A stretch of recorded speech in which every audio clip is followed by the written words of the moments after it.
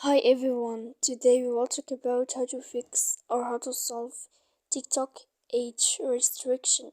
To know how to fix or how to solve TikTok age restriction, you should just go to settings like this. You will click. After that, in this page, you will go to apps, default apps, app settings. When you will see this list, you will go down to find the application of TikTok and you will enter.